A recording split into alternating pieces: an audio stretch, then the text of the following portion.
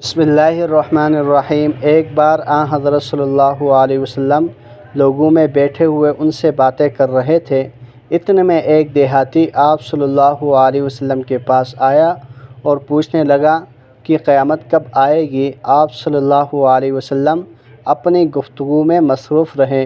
بعض لوگ جو مجلس میں تھے کہنے لگے، آپ صلی اللہ علیہ وسلم نے دیہاتی کی بات سنی لیکن پسند نہیں کی، اور بعض کہنے لگے، نہیں بلکہ آپ صلی اللہ علیہ وسلم نے اس کی بات سنی ہی نہیں۔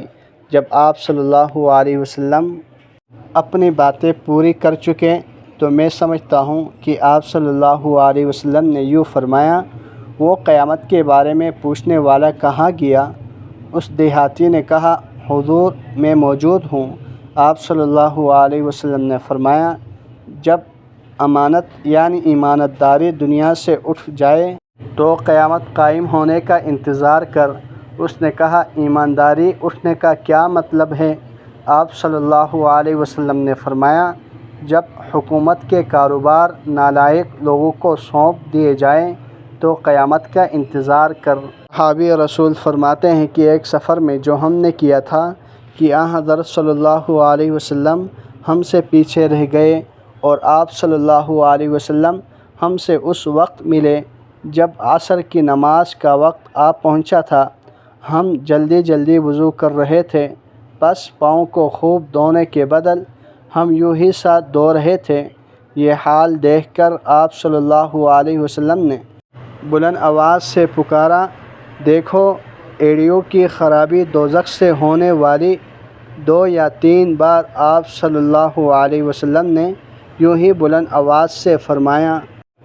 حضرت صلی اللہ علیہ وسلم نے فرمایا، درختوں میں ایک درخت ایسا ہے کہ اس کے پتے نہیں جھڑتے، اور مسلمانوں کی مثال اسی درخت کی سی ہے۔ بتاؤ وہ کون سا درخت ہے؟ یہ سن کر لوگوں کا خیال جنگل کے درختوں کی طرف دوڑا۔ حضرت عبداللہ رضی اللہ تعالیٰ عنہ نے کہا، میرے دل میں آیا کہ وہ کھجور کا درخت ہے، مگر میں اپنی کم سنی کی شرم سے نہ بولا۔ آخر صحابہ کرام رضی اللہ عنہم حضرت صلی اللہ علیہ وسلم ہی سے پوچھا کہ وہ کون سا درخت ہے؟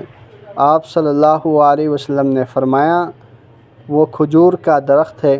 اللہ جل شانہ سے دعا ہے، جتنی احادیث مبارکہ پڑھی سنی ان پر عمل کرتے ہوئے دوسروں تک پہنچانے کی توفیق عطا فرمائیں۔ جزاکم اللہ خیرا کثیرا۔